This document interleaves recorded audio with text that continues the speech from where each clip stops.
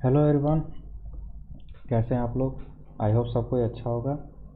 बाहर लॉकडाउन का टाइम चल रहा है, बट आपके एसएससी ने जो है जैसे कि एग्ज़ाम के डेट्स दे दिए हैं। ठीक है, तो एग्ज़ाम के डेट्स अगर जो है बात करें आपके क्या कहते हैं सीएचएसएल की, तो सीएचएसएल का आपका एग्ज़ाम है आपका 17 अगस्त से। ओके, 17 अगस्त से आपका एग्ज़ाम है। अब देखो, सीएचएसएल में 17 अगस्त तक का आपको टाइम है। ठीक, इस टाइम को आपको बहुत ही ज़्यादा यूटिलाइज़ करना बहुत ज़रूरी है। ठीक है, आज की जो मैं बात कर रहा हूँ, आज आपका जो ये वीडियो है, ये आपका इस बारे में है कि हम सीएचएसएल तक जो है आपका एप्टीट्यूड रिवाइज करेंगे। ठीक है, दोनों चीज़ें होंगी इसमें, कॉन्सेप्ट और आपका थियरी, सॉरी प्रैक्टिकल, इसका मतलब प्रैक्टिस। ठीक है, कॉन्सेप्ट और प्रैक्टिस, हम दोनों चीज़ें ही यहाँ पे ध्यान देंगे। ठीक है, ये उन सभी के लिए है जो अपना प्रिपरेशन कर चुके हैं, ठीक, या फिर अभी तक उन्होंने स्टार्ट नहीं किया है। बेसिकली ये क्रैश कोर्स की तरह है जिसमें आपका एप्टी से रिलेटेड जितनी भी सारी चीज़ें होंगी। ठीक है, अब जैसे अगर जो है आपका सिलेबस अगर आपको पता होगा, तो जो क्वांटिटी एप्टीट्यूड का जो सिलेबस है वो 7 मेजर सेक्टर्स में आपका बटा हुआ है। ठीक, number system, algebra, trigonometry, statistics, geometry, mensuration, इस टाइप से आपका टोटल 7 पार्ट में आपका बटा हुआ है। ठीक है, बट उन 7 पार्ट्स के अंदर में भी उसके सब टॉपिक्स आते हैं। ठीक, तो यहाँ हम क्या करेंगे कि आपका हर एक मेजर पार्ट का सबसे पहले कॉन्सेप्ट हम क्लियर करेंगे, मतलब कि जितना भी चीज़ें पढ़ेंगे पहले कॉन्सेप्ट पढ़ेंगे, उसके बाद से आपके जो दो दो आपके जो लेक्चर्स होंगे अलग, उसमें हम प्रैक्टिस करेंगे।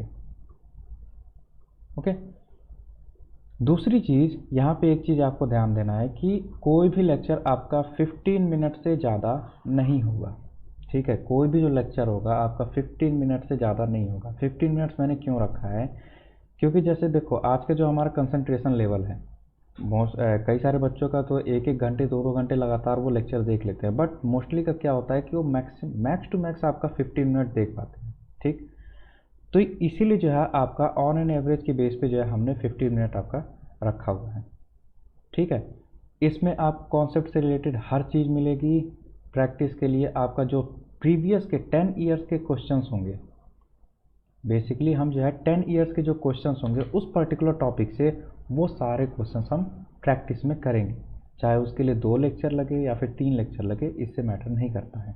बट कोशिश ये रहेगा कि जैसे अगर आपका 17 अगस्त को आपका एग्ज़ाम पड़ता है, तो कोशिश आपकी ये रहेगी कि 1 अगस्त तक आपका सारा का सारा सिलेबस विद प्रैक्टिस, ठीक है, सिलेबस विद आपका प्रैक्टिस कवर हो जाए। ओके, उसके बाद से 1 अगस्त के बाद से हम क्या करेंगे कि 15 डेज कंटिन्यूअस आपके हम 25 क्वेश्चंस प्रैक्टिस करेंगे। ओके, मैं 25 क्वेश्चंस आपको प्रैक्टिस करके दिखाऊंगा विद इन 15 मिनट। ओके, हम धीरे धीरे स्टार्ट करेंगे। सबसे पहले हम केवल जो है आपका 10 क्वेश्चंस लेंगे, उसको 15 मिनट में करने की कोशिश करेंगे। फिर उसके बाद से आपका अगले लेक्चर में हम उसको बढ़ाएंगे, 12 क्वेश्चन करेंगे। तो इसका मतलब यह है कि हम स्पीड पे फोकस करेंगे।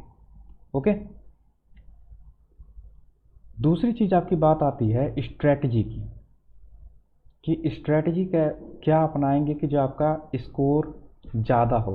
ओके, अब जैसे देखो, जब आप एग्ज़ाम में जाते हो तो आप बेसिकली जीएस और इंग्लिश, ये 2 चीज़ आपको जो है बाहर बैठ के आप रिवाइज करते रहते हो। ठीक है, बहुत ही कम लोग जो है इंग्लिश रिवाइज करते हैं, नॉर्मली करते भी हैं, नहीं भी करते हैं।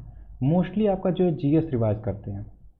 जीएस में अगर हम डिवीज़न देखें, चलो सबकी डिवीज़न देख लेते हैं पहले। तो यहाँ पे एप्टीट्यूड और उसके बाद से आपका रीजनिंग।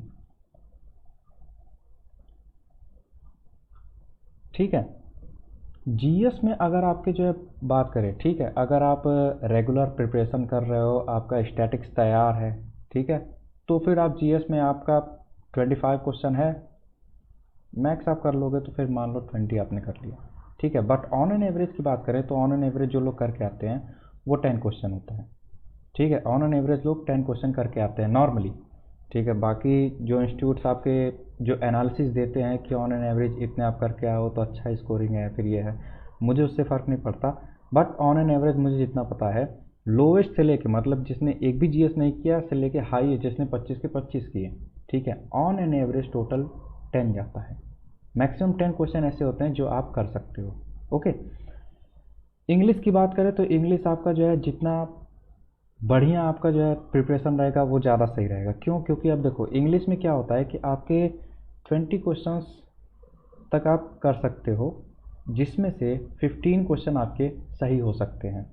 ठीक है, इतना जो आपका रहता है। सिनोनिम्स एंटोनिम्स को अगर छोड़ दिया है तो बाकी जो पैराग्राफ्स वगैरह हैं या फिर आपके क्या कहते हैं जम्बलिंग वर्ड, जम्बलिंग आपके सेंटेंसेस हैं, तो ये आपकी प्रैक्टिस पे डिपेंड करती है। तो रेगुलर प्रैक्टिस आप इंग्लिश की करते रहोगे तो आराम से आप 20 क्वेश्चन तक कर सकते हो। स्कोरिंग की अगर बात किया है तो स्कोरिंग वाले सब्जेक्ट आपके होते हैं एप्टी और रीजनिंग। ठीक है, एप्टी आपका अगर जो है कॉन्सेप्ट्स क्लियर है और आपने अच्छे से प्रैक्टिस किए ज़्यादा, तो इसके आप अगर 25 में से आप 24 क्वेश्चन तो आप आराम से कर सकते हो। ठीक है, मैं एक क्वेश्चन इसलिए छोड़ रहा हूँ क्योंकि एक क्वेश्चन में कभी कभी क्या होता है कि आपको नहीं आता है या फिर टाइम नहीं बचता है, तो 24 क्वेश्चन आप आराम से कर सकते हो। और ये श्योर शॉर्ट क्वेश्चंस होते हैं कि एप्टी आपका एक ऐसा पर्टिकुलर सब्जेक्ट है कि अगर आपने सही कॉन्सेप्ट उसमें लगाया है तो आपका आंसर बिल्कुल सही आएगा। ओके, रीजनिंग की अगर बात कर लें, रीजनिंग में आपका वही चीज़ है, प्रैक्टिस के ऊपर है। ठीक है, रीजनिंग का पहली चीज़ एक चीज़ देखो कि बेसिकली कोई कॉन्सेप्ट रीजनिंग का नहीं होता है। ठीक है, वहाँ पे प्रेजेंस ऑफ माइंड आपका जो है कितना वर्क करता है वो उस पर डिपेंड करता है। कितनी प्रैक्टिस की आपने वो रीजनिंग के लिए होता है। ठीक है, नॉर्मली जो अगर बात करें कॉन्सेप्ट की तो रीजनिंग का एज इट इज़ कोई पर्टिकुलर कॉन्सेप्ट नहीं होता है। जो वो तो जो कॉन्सेप्ट आपकी बुक्स आती हैं वो हमने जो प्रीवियसली जितने भी आपके क्वेश्चंस बनाए गए हैं उनके बेस पे जो हमने एक बुक बना दी है कि हाँ इस तरह से आप जो है इस क्वेश्चन को करोगे आपका वो चीज़ हो। ठीक है, तो बेसिकली रीजनिंग का कोई पर्टिकुलर कॉन्सेप्ट मैं नहीं मानता हूँ, बाकी अदर ट्यूटर्स जो मानते हैं वो मुझे नहीं पता। जो मेरा अपना पर्सनल है मैं वो अपना ओपिनियन बता रहा हूँ। ठीक है, तो अब देखो एप्टीट्यूड और रीजनिंग टोटल अगर मान लो आपने मान लो रीजनिंग में मतलब जो मेरा पर्सनल आपका है वो 24 है। ठीक है, 24 मैंने एप्टीट्यूड में भी किया, 24 आपके रीजनिंग में भी कर लेता हूँ मैं आराम से। ठीक है, तो ये 24 आपका जो है 48 हो गया, 48 यानी 96 आपका ये मार्क्स हो गया। मैं कहता हूँ कि आपने 96 नहीं किया, दोनों का कंबाइंड मिला के आपने 45 क्वेश्चंस किए। ठीक है, 45 क्वेश्चंस किए श्योर शॉर्ट वाले आपने 45 क्वेश्चन किए, तो ये 90 क्वेश्चन आपके 90 मार्क्स आपके कहीं नहीं जाने वाले। ठीक है, उसके बाद से आपका ये बच जाता है। ठीक है, तो जीएस और इंग्लिश में आपका अराउंड 40 मार्क्स आप गेन कर लेते हो। ठीक है, तो टोटल कंबाइंड बैठता है 130। 130 आपका नियर अबाउट होता है आपके कट ऑफ के। ठीक है, तो ये आपका विद इन 2 मंथ की प्रिपरेशन से आराम से 130 आप पहुंच सकते हो। 2 मंथ 3 मंथ्स की प्रिपरेशन से आप आराम से पहुंच सकते हो। बहुत लोगों का होता है कि नहीं 1 साल लग जाता है, 2 साल लग जाता है, तो ऐसा कुछ नहीं है। कंटिन्यूटी और डिटर्मिनेशन ये दो चीज़ ऐसी है कि अगर ये दोनों आपके पास हमेशा रहेगी तो आप आराम से 3 महीने में कट ऑफ यहाँ तक आप पहुँच सकते हो, 130 तक पहुँच सकते हो। कट ऑफ वहाँ तक नहीं जाती है लेकिन उससे ऊपर जाती है। ठीक है, तो अब देखो बात करते हैं हम टाइम मैनेजमेंट की। टाइम मैनेजमेंट की अगर बात करो, जीएस, इंग्लिश, एप्टीट्यूड और रीजनिंग सबसे ज़्यादा आपके हिसाब से किस में टाइम लगता है? एप्टी में। ठीक है, मोस्ट टाइम टेकन आपका जो है एप्टी का पार्ट होता है। जीएस और इंग्लिश आपके लीस्ट टाइम टेकन होते हैं और रीजनिंग मॉडरेट आपका होता है। ठीक है, तो यहाँ आपको जो है देखो क्या करना है। आप जैसे कि जब आप एग्ज़ाम में जाते हो तो आपका माइंड इतना वार्म अप नहीं होता है कि आप डायरेक्ट एप्टी करना शुरू कर दो। बहुत सारे बच्चे होते हैं जो एप्टी करना शुरू कर देते हैं पहले ही, क्योंकि उन्हें यही लगता है कि श्योर शॉर्ट क्वेश्चन है, जितने ज़्यादा कर लेंगे उतने मार्क्स गेन कर लेंगे। ठीक है, बट वहीं पे आप गलती कर देते हो।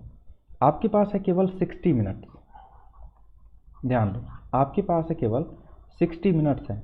ठीक है, तो अगर जो सबको इक्वल टाइम दोगे तो भी बेकार है। ठीक, तो अब देखो जीएस और इंग्लिश के लिए कंबाइंड आप लो 15 मिनट, जीएस और इंग्लिश के लिए आप कंबाइंड 15 मिनट लो, और पहले आप क्या करोगे, पहले आप जीएस करोगे। फर्स्ट आपका जीएस होगा, ठीक है, ये स्ट्रैटेजिक है, ठीक है, ये और ये बहुत ही मतलब हमेशा काम करता है, ये ध्यान रखना, हमेशा काम करता है। अगर आपने कोई टेस्ट सीरीज ली होगी तो उसमें भी ये चीज़ यूज़ करके देख लेना, हमेशा इससे स्कोरिंग ज़्यादा होती है। जो ये वाला मेथड होता है वो इससे स्कोरिंग ज़्यादा होती है। अब देखो बैंकिंग की तरह नहीं है ये कि बैंकिंग में आपको स्पीड मेंटेन करनी ही करनी है, क्योंकि उसमें 20 मिनट्स का टाइम लगेगा, 20 मिनट्स में आपके अलग अलग सेक्शंस होंगे और दूसरा सेक्शन आप देख नहीं सकते हो। तो जीएस यहाँ पे आप सारे सेक्शन देख सकते हो, तो जीएस आप पहले जो है अटेम्प्ट करो, ठीक है, जितनी जल्दी जल्दी हो सके, क्योंकि जीएस में क्या होता है, याद आया तो आया, नहीं आया तो आप कितना भी सोच लो वो याद नहीं आने वाला। ठीक, तो जीएस आपका जो है कर लो, फिर उसके बाद से आपके आओ इंग्लिश पे, ठीक है, सेकंड प्रेफरेंस आपका इंग्लिश दिया जाएगा। ओके, इंग्लिश देने के क्या मतलब यहाँ पे क्या है कि जैसे देखो इंग्लिश में क्या होता है कि आपको पढ़ना होता है, फिर उसके बाद से आपने प्रैक्टिस किया होता है, तो आपके दिमाग में होता है कि हाँ यहाँ पे क्या चीज़ होगी, यहाँ पे क्या चीज़ नहीं होगी। जैसे एरर स्पॉटिंग में है, ठीक, नाउन के साथ में क्या आ रहा है, प्रोनाउन के साथ में क्या आ रहा है, ठीक, ये सारी चीज़ें आपको प्रैक्टिस में रहेगा तो आप डायरेक्टली देख के बता सकते हो कि कहाँ पे क्या एरर है। ओके, तो इंग्लिश भी आपका जो है विद इन 15 मिनट, मतलब जीएस और इंग्लिश विद इन 15 मिनट में आप ये 50 क्वेश्चन, सॉरी हाँ 25 क्वेश्चंस होते हैं, तो आप ये 50 क्वेश्चंस आप अटेम्प्ट कर सकते हो, ठीक है, कर सकते हो। मैं इसलिए बोल रहा हूँ क्योंकि मैंने 50 क्वेश्चन 15 मिनट्स में किया है। ओके, उसके बाद से हम थर्ड आपका जो है प्रेफरेंस देंगे रीजनिंग पे, ठीक, थर्ड प्रेफरेंस हम रीजनिंग पे देंगे। क्यों रीजनिंग पे देंगे, क्योंकि देखो रीजनिंग आपका जो है रीजनेबल वाली चीज़ होती है, तो जल्दी जल्दी हो जाती है। सपोज कर लो आपको 20 मिनट में आपने सारे क्वेश्चन देख के कर लिए, आपको ये करना है, ठीक है, 20 मिनट आपको रीजनिंग पे देना है। ओके, अब देखो अब सारी चीज़ें भूल जाओ कि आपने जीएस में कितना छोड़ा है, इंग्लिश में कितना छोड़ा है, रीजनिंग में कितना छोड़ा है। लास्ट में बचे हैं आपके पास अभी 25 मिनट। देखो 15 और 20 35 मिनट्स हो गए, 35 मिनट्स आपके ख़त्म हो गए, बचे हैं कितने, 25 मिनट्स।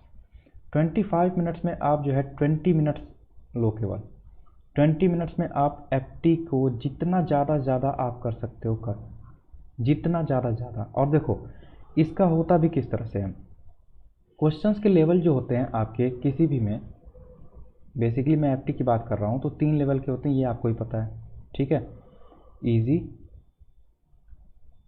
मॉडरेट और आपका हार्ड। ठीक है, अब आपको देखो वर्कआउट किस तरह से करना है, क्वेश्चन पढ़ो, क्वेश्चन पढ़ते ही अगर आपके दिमाग में उसका जो है मेथड आ गया, ठीक है, ज़्यादा कैलकुलेशन नहीं है तो वो इजी कैटेगरी में आ गया, उसको तुरंत वहीं पे सॉल्व करके मार्क कर लो, ठीक है। मॉडरेट वो होता है जिसमें आपकी कैलकुलेशन थोड़ी सी आपकी लेंदी होती है, ठीक है, तो इजी में आपका मैक्सिमम जो टाइम लगता है वो आपका 10 to 20 सेकेंड लगता है मैक्सिमम, ठीक है, और इसमें अराउंड 5 to 6 क्वेश्चन होते हैं जो आपके इजी होते हैं। ओके, मॉडरेट की बात करो तो मॉडरेट वाला जो क्वेश्चन होता है ये नंबर ऑफ क्वेश्चंस आपके ज़्यादा होते हैं, 5 to 6 मैंने यहाँ पे कम कह दिया है, हम इसको अराउंड 10 मान सकते हैं कि हाँ 10 क्वेश्चन आपके होते हैं, ठीक है। मॉडरेट वाले जो क्वेश्चंस होते हैं ये आपका अराउंड लेते हैं आपके 30 to 45 second, max to max ये इतने ही लेते हैं अगर आपने ढंग से प्रैक्टिस की है तो, ठीक है। इसके भी मान लेते हैं हम 10 क्वेश्चन है, ठीक, और उसके बाद से आपका आता है हार्ड वाला पार्ट, ये आपके 5 क्वेश्चन। ये हार्ड वाला पार्ट भी इतना हार्ड नहीं होता है, ये मैक्सिमम आपका 1 मिनट लेता है, ठीक है। अब जैसे आपका जो है कहीं कहीं पे आ गया 267/17, तो ये आपके एक तरह से हार्ड में कंसीडर किया जाएगा, ठीक है, क्योंकि यहाँ पे आपको डिवाइड देना है। अब कितना भी शॉर्ट ट्रिक आप इस्तेमाल करोगे, बैंकिंग के पेपर्स में क्या होता है कि अप्रॉक्सीमेशन पूछ देता है तो विद इन आपका जो है 10 सेकेंड 12 सेकेंड में इसका आंसर आ जाता है, बट यहाँ पे एसएससी में क्या होता है कि आपका अप्रॉक्सीमेशन इस तरह से दिया होता है कि समझ में नहीं आता कि कौन सा हो सकता है, ठीक है, क्योंकि डेसिमल में दिया होता है तो हमें इसको डिवाइड करके देखना पड़ जाता है, ठीक है। आप कितना भी जो है शॉर्ट ट्रिक अपनाओगे। अगर बेसिक कॉन्सेप्ट आपका क्लियर नहीं है तो आप नहीं कर सकते। ठीक है, तो कहने का बेसिक मतलब यही है कि हम यहाँ पे एफटी को जो है कवर करेंगे सारी चीज़ें। ठीक है, 15 मिनट्स का हर एक लेक्चर, मैक्सिमम 15 मिनट्स, और उसमें आपका पहले कॉन्सेप्ट और देन आपका प्रैक्टिस। ठीक है, चलिए तो अगले लेक्चर से हम शुरू करेंगे नंबर सिस्टम, साथ में पढ़ते हैं और इस बार CHCL निकाल के रखते हैं। Okay, happy learning.